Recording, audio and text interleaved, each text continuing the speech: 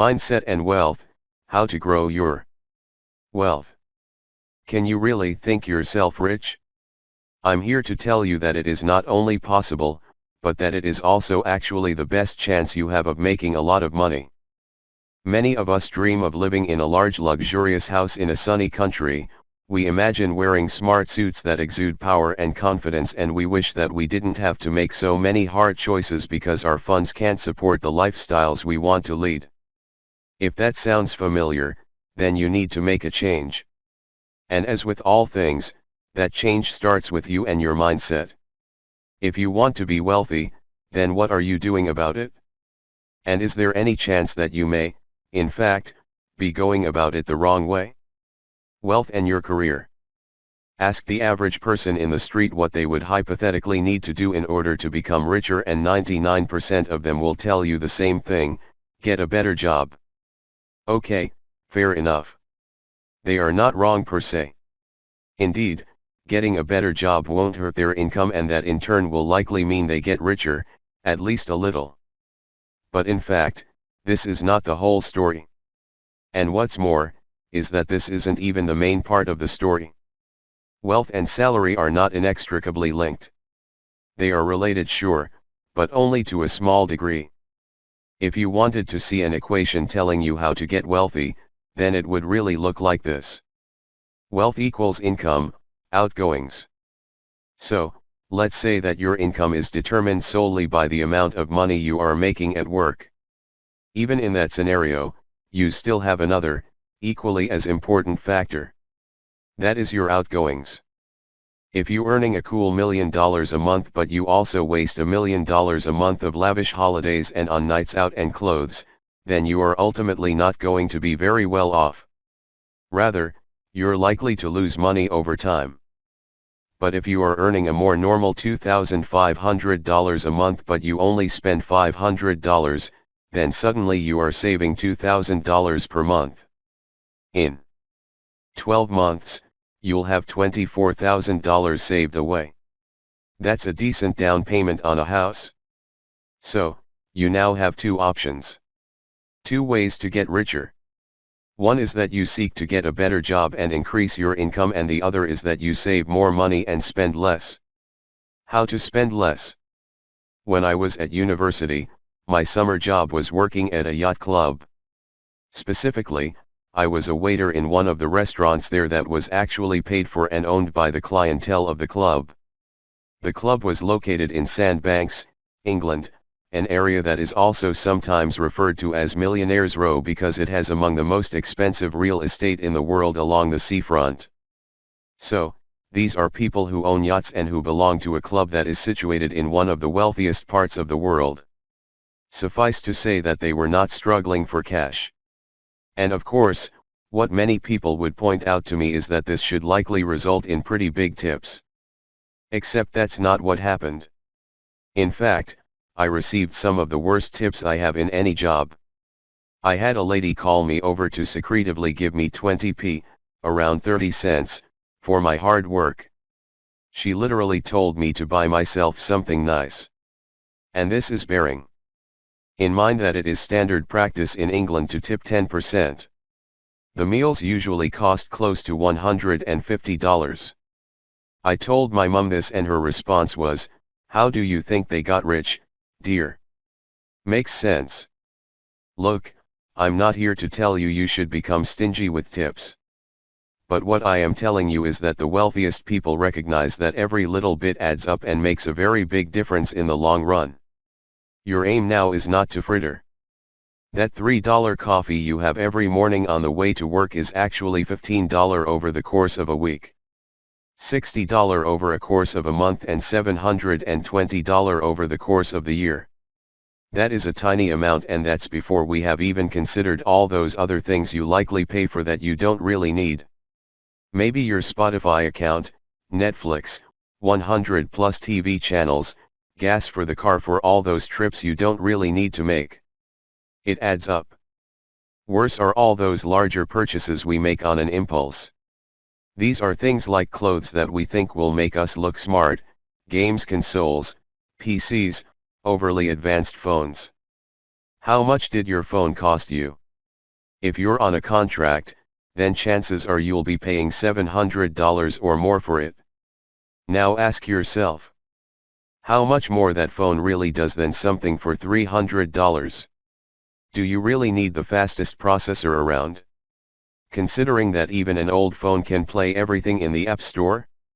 Do you really need a 30-megapixel camera? Or a 4K screen? Can you even see the difference between 4K and 1080p? The real problem here is marketing, the internet, and other people. We have unfortunately been conditioned to associate these items with success and to find them highly desirable.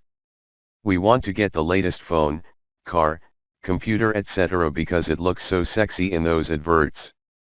But the reality is that these things don't really bring us happiness. Likewise, we are told that we need to buy a large house, go on lavish holidays. Is this really for us? Or is it so that we can look successful to others? I'm not telling you to cut back on all the things that make you happy here. There is no point in having wealth if you aren't going to enjoy it and have a better quality of life for you and your family. All I'm telling you is to make sure you are certain of what it is that does make you happy. And that often means deciding what you don't need and what you should be prioritizing. Have you always dreamed of a beautiful big house? Then why not stop going on those big holidays for a while? Why not stop buying widescreen TVs? And how about considering getting that big beautiful house in a less expensive area? Heck, if you move to Spain, then there are places where you can live in a 5-bedroom home with swimming pool and roof pool and it will only cost you $200,000. You could almost buy that in cash and think about how much money you would start making then once there was no mortgage. Conversely, if all you want is to travel the world, then you can change your accommodation to something less glamorous. How about moving to a quiet neighborhood and living in a spare bedroom for a while? Your outgoings will be low, so you can enjoy going on more holidays and still save up that wealth. Know what you want to achieve with that money. Know what wealth means to you and then you can focus on being more efficient with your money. Financial modeling. This will also help you to set up a budget or a plan. If you know how much you have coming in and how much you'd like to be making per month, saving per month and spending on things that make you feel wealthy per month, then you can create a budget that will help you to reach that point within a specific time frame.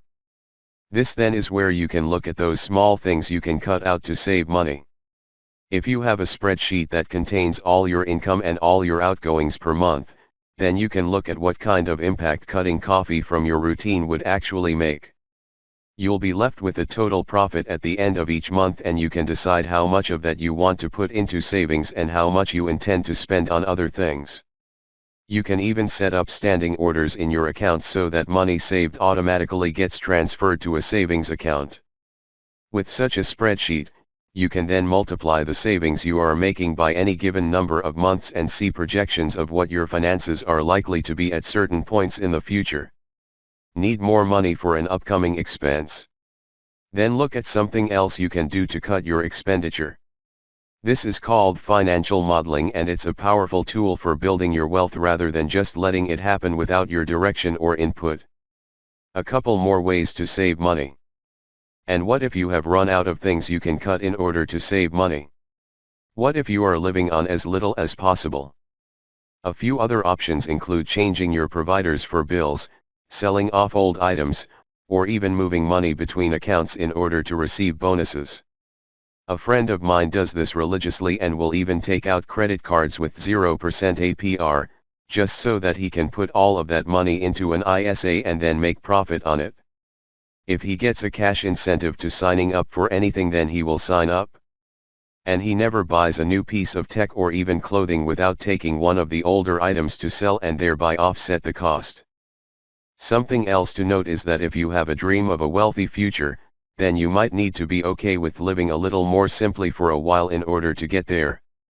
You need to put the work in now, to reap the rewards in the future. And this is hard because it often once again means forgetting the conventional signals of wealth and success. Once again, you have to do this for you and not be worried about what others might think. So for example, If you want to someday have a beautiful home, one of the very best things you can do is to live with your parents if they will let you. Sure, it's not glamorous and it's not fun, but if they charge a small amount of rent you'll be able to save so much per month that it will help you to get on the property ladder much faster.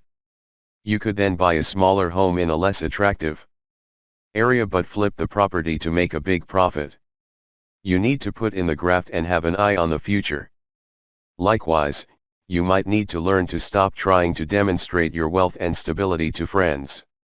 Have you ever met up with a friend and eaten in a restaurant that you can't really afford because you want to see them and because it is embarrassing to suggest eating somewhere cheaper? As you can imagine, this isn't exactly conducive to getting wealthy quickly. Again, you need to be willing to tell them that you can't afford it and to go elsewhere. How about you suggest they meet you at your house? Setting up revenue streams. Next come the revenue streams. We've seen how you can actually become richer without changing your job, simply by spending less. The other strategy is to become wealthier by having more than one income stream. Once again, your salary isn't determining your wealth. So, what might this mean? One simple option is to take on another job, such as a weekend job. If you are happy to work on a Saturday, then you will have potentially $150 extra to spend each week. That's $600 per month or $7,200 per year. Save that and in a couple of years, you can be living in a nice house, or you can use it right now to feel that bit wealthier and wear those fancy clothes. This is a big sacrifice though, granted. So, what would be better for most people would be to earn money online, for instance. Tim Ferriss describes creating a muse in his book The 4-Hour Workweek, which is a small online business that generates a passive income. This can be as simple as finding an affiliate product, a product that you sell for commission, and making a simple website recommending it, then sending people there with ads. This is very low maintenance but can potentially make a fair amount of money. You could try matched betting alternatively, a form of betting that ensures you can't lose. It uses only the free bonus amounts that you get given for signing up, or you could look for a simple online job. How about selling photography online? Working as a writer or a web designer? Or, like a friend of mine, try commentating on sports for websites? You can also make money from arts and crafts, of course, and sell some things you make on the side, or you can buy and sell items in bulk on eBay. Then there are the other options that work offline. These include such things as renting out rooms to students, such as mowing the neighbor's lawn, cutting hair, teaching an instrument, etc. All these options will help you to make an income that will be additional to your current income. Not only does this of course give you a better total, but it will also help to make you more resilient so that if anything ever happens with your main job, you'll of course still have some money coming in. Another tip: the more you make, the more you'll make. Try to look for investment opportunities, whether that means buying a second house and letting it out to someone else, or whether it means moving to an area that you know is up and coming. A strange thing to think of here is board games. If you've ever played Monopoly, or any other game where you have to amass a kind of resource, then you might have found that it pays to invest wisely early on. To get the card that will pay out just a little bit every round, or that will prevent you from losing a little bit every round. These seem like small changes in the short term, but over the course of the game, they ultimately put you in a position of great power and help you to win decisively. It's the same in real life. Make a few right choices that will build up over time. Know what you want. Be patient. And avoid the temptation to splurge on the short-term gratification. That is how you get into a wealthy mindset.